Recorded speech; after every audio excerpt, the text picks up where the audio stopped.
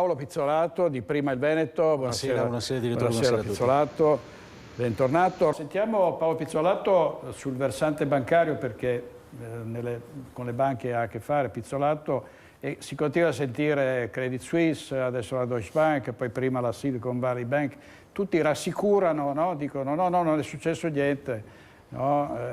Però voglio dire anche la Presidente del Fondo Monetario Internazionale diceva oggi ma no, l'economia dell'Europa è solida, le banche sono solide, ma cosa ne pensa?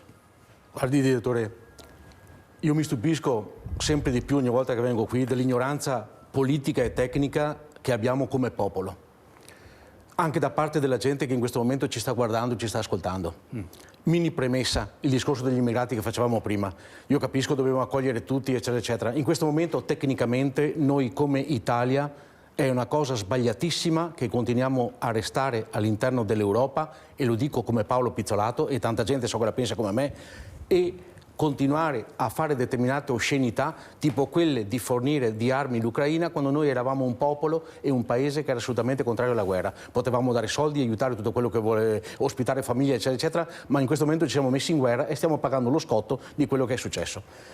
Un piccolo passaggio sui migranti, poi ritorno subito al lato tecnico delle banche, perché è una cosa vergognosa anche a livello europeo. Premesso la tragedia di Cutro, non devono morire gente, eccetera, eccetera. Questa gente con un barcone, e dubito che siano partiti da Smirne, che conosco benissimo perché avevo degli uffici anche come Veneto Agricoltura a Smirne, una cittadina bellissima e molto moderna, dove potevano raggiungere tranquillamente Grecia, Romania, Bulgaria, a poche centinaia di chilometri. Sono paesi attrezzatissimi per poterli ospitare. Ricordo a tutti quanti che la Polonia nel 2022 ha accolto 16 migranti. Tanto perché così qualcuno che ci ascolta abbia il senso di cosa... Tutti arrivano stranamente in Italia. Allora, stiamo facendo una magrissima figura come paese. Sta facendo una bruttissima figura la Meloni, che parlava di blocco navale, quando il blocco navale può essere attuato solo e esclusivamente quando si è in guerra col paese. Per cui una cretinata pazzesca quella che è stata detta. Però, siccome siamo, continuo a dire, ignoranti politicamente, grandi voti, vedremo fra 5 anni chi voterà ancora qualcosa con qualcuno che avrà degli argomenti, speriamo un attimo migliori. In questo momento io ho visto l'incapacità europea sia di dare una mano a questa povera Italia, sia di dare una mano tecnicamente a quello che è il mondo bancario, il mondo economico, per questi motivi. Ve lo dico subito. Perché da quando siamo entrati in Europa non c'è mai stata una politica relativa alla famiglia, ai pensionati, ai posti di lavoro, all'economia. Noi dobbiamo solo pagare e fare quello che dice non più l'Europa, ma la NATO, perché è la NATO che comanda in Europa. Questi 4 bislacchi che ci sono lì, che comandano, che fanno i verdi e che vedono i caminetti, eccetera, eccetera, non contano nulla. È tutta l'America che decide cosa far dire alla NATO, come manovrarci. Poi ho visto in questi ultimi giorni, mi perdonino gli economisti che mi stanno ascoltando, forse ne sapranno più di me, ma secondo me da dipendente bancario vi dico che non è questa realtà. C'è l'inflazione che sta crescendo in questo momento. Benissimo, andiamo a fare la spesa, carrello pieno, pago di più, mamma mia cosa è aumentato questo, cosa è aumentato di qua. Per cui in questo momento stiamo pagando di più tutto. Materie prime, stiamo pagando il carrello della spesa, quando andiamo da Lando compriamo il doppio spendiamo il doppio di quello che era prima. Ma scusate, in un momento in cui ci troviamo in questa difficoltà economica, anche i nostri telespettatori, era il caso di aumentare i tassi di interesse, dove la gente, oltre alla spesa sul carrello, alla spesa sull'abitazione, si trova anche a pagare di più di mutuo? Sapete che determinati mutui, un mutuo di 500 euro al mese è diventato di 700? Lo sapete la disperazione di tanti giovani, di certe persone? Per cui dico, com'è possibile che un tecnico a livello europeo, sapendo che è un momento di difficoltà, vada a aumentare i tassi di interessi bancari? E poi ve lo dico apertamente, quando dicono certe volte per televisione, che ho visto anche il direttore, bruciati oggi in borsa 271 miliardi a causa del crollo della banca, eccetera, eccetera. Scusatemi, non so se c'è un orario che si possa dire questo termine, è una grandissima putanata, ve lo dice uno che parlava di titoli e che operava in borsa, perché nel momento esatto in cui voi perdete soldi, in cui la banca non vi fa rendere i vostri soldi, in cui parlano di derivati, vuol dire che quando avete perso i vostri soldi, dall'altra parte qualcuno ha guadagnato, perché la borsa è un unico grande calierone dove dentro ci sono tutti i titoli. titoli. Se in questo momento la banca crolla e fa perdere tutto quanto, dall'altra parte c'è qualcuno che ha comprato in maniera miseranda questi titoli qui e si sta ingrassando alle vostre spalle. Per cui è una grandissima stronzata quello che viene detto quando vengono bruciati i miliardi. È proprio una tecnica, una politica economica che lascia molto a desiderare, ma soprattutto, mi dispiace dirlo, derivante dall'incapacità amministrativa europea che c'è in questo momento. E poi, se riuscirò ad arrivare alla seconda domanda, vi spiegherò il perché di queste dichiarazioni molto pesanti, ma che sono veritiere, perché è inutile che andiamo lì a contarci tante balle, bello di qua, bello di là. La verità e la realtà è questa. Va bene, Pizzolato, poi ci torniamo ovviamente. Andiamo da Paolo Pizzolato perché c'è la questione intanto dei ragazzi che vanno all'estero e sono davvero molti. E poi la questione delle banche che saltano, no? Cioè, Pizzolato, questo ce lo può in qualche modo spiegare. Sì, prima ho sentito dei discorsi molto interessanti da una parte e dall'altra, ognuno ha le proprie opinioni personali. Io racconto alcuni aneddoti e dico alcuni numeri che non sono numeri inventati da Paolo Pizzolato, ma sono numeri che ci fornisce la Banca d'Italia ogni trimestre e che ragiona su quello che sta accadendo in Italia. Allora, premesso che economicamente in questo momento siamo quasi alla soglia di quello che era successo in Grecia alcuni anni fa, e non è parlare a vanvera. La situazione economica dell'Italia in questo momento è questa, per cui da preoccuparsi. Certe volte la gente dice ma mandiamo i soldi in Ucraina eccetera eccetera, ma dobbiamo tenerli per i nostri pensionati, per la nostra gente. Sì, è vero, questo è vero. Poi a livello europeo, a livello non so come si ragioni, per cui ho dato la mia opinione prima. L'anno scorso in Riviera del Brenta io ho perso, metaforicamente parlando, circa 2000 ragazzi.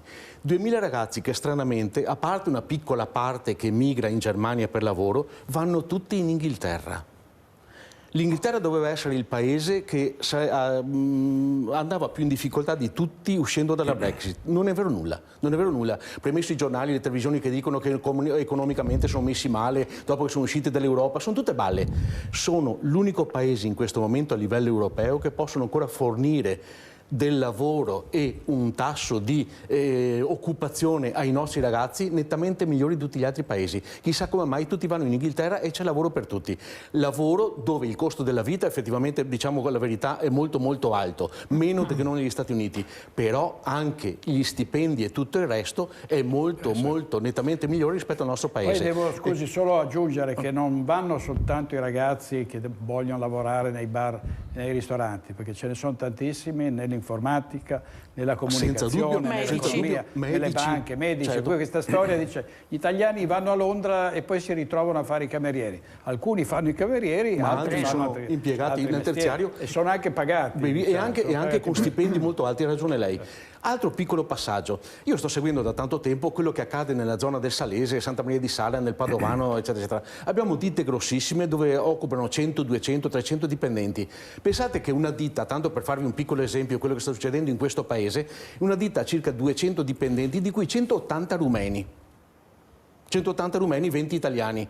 Cosa succede? Nel momento esatto in cui questi hanno bisogno di attingere risorse, prima parlavamo di risorse che arrivano, migranti, eccetera, eccetera, cosa fanno? I capi reparto, eccetera, eccetera, sono tutti rumeni, per cui nel momento esatto in cui c'è bisogno di fare un'assunzione, preferiscono gente che arriva dal loro paese anziché assumere italiani. E questa, guardate, non è mica una balla, sapete, perché a chi vuole, dico anche nome e cognome di queste aziende, ed è una cosa che in Italia sinceramente lascia stupefatto, ma come? Prima parliamo di posti di lavoro, pensiamo di dare occupazione ai nostri ragazzi e poi vedo il capo che assume solamente rumeni perché non vuole italiani all'interno dell'azienda, nell'azienda italiana. Altra cosa, l'anno scorso sono state perse 22.000 partite IVA. 22.000 partite IVA, un po' hanno chiuso a causa della tassazione, un po' hanno chiuso per altri tipi di problematica, ma tante sono migrate all'estero. E questa è una risorsa che andando via dal Veneto, portando lavoro all'estero, va a incrementare quella che è l'occupazione di quel paese e noi perdiamo, come si diceva prima, le proprie risorse. Perché da una parte all'altra, a sinistra o a destra, non importa nulla, la gente quando va via si è perso una battaglia. Parliamo un attimo delle banche adesso in questo momento, perché poi non vorrei essere troppo lungo. Abbiamo parlato che volevamo dare una lezione di vita alla Russia, mi dispiace prendere come primo contesto questa tipologia di esempio. Nel momento esatto in cui abbiamo iniziato a sanzionare le banche russe, i crediti, bloccare questo, bloccare quell'altro, eccetera, eccetera, loro hanno trattenuto tutti i titoli che avevano all'interno delle loro banche, dei loro istituti, e non hanno più investito assolutamente nei paesi europei. La Russia non è una cosa da poco, lasciamo perdere la guerra, chi è simpatico uno e chi è simpatico l'altro, a me non sono simpatici nemmeno uno dei due, però in questo momento economicamente ha dato una staffilata e una prova di forza economicamente all'Europa di cui la gente non può capire, non è in grado di capire perché tecnicamente non sa di queste cose, non sa queste cose. Cosa succede? Nelle banche europee, nelle banche americane, all'interno di ogni banca c'è un contesto, c'è una parte di titoli che si chiamano derivati, che sono la spazzatura del mondo. Noi abbiamo avuto anni fa le obbligazioni argentine che hanno dato un crollo economico all'Italia, qualcuno ha titoli del Brasile, titoli del Tonga Tonga, eccetera, eccetera. Cosa sono i derivati? Sono titoli che vi vengono certe volte proposti che anziché fare in maniera come i BOT, CCT, BTP, che bene o male sono garantiti dallo Stato per cui vi danno un po' di sicurezza, sono titoli assolutamente insicuri che potrebbero farvi perdere tutto quello che avete di capitale o anche a livello borsistico investito. Nel momento esatto in cui una banca accumula più derivati da immettere nel mercato, dove la liquidità che ha all'interno non può coprire le perdite di questi derivati, parlo in una maniera un po' semplice, prendendo solamente un argomento, si potrebbe parlare fino a domani mattina di questa cosa, mette in chiara difficoltà la situazione patrimoniale della banca ed è destinata a scomparire. Le banche che sono crollate in questo momento, che stanno crollando in questo momento, è perché al loro interno avevano dei derivati da vendere ai propri clienti e, ripeto, la banca li paga poco e li mette sul mercato ai clienti anche facoltosi, diciamo, che però logicamente segnano una perdita, facendo in maniera che questi derivati, se dopo domani non valgono più nulla, ci sia questo tracollo a livello bancario, ci sia questo tracollo a livello finanziario. Non è la prima volta che succede in continuazione, perché nel momento esatto in cui la gente non sa di titoli, non sa come parlare di finanza, non sa come parlare all'interno della banca, si lascia fuorviare da quello che sono le frasi, da quello che sono le attività a livello bancario e purtroppo investe in queste cose. Questo costituisce una possibilità economica assolutamente astrusa, per cui state attenti a quello che investite.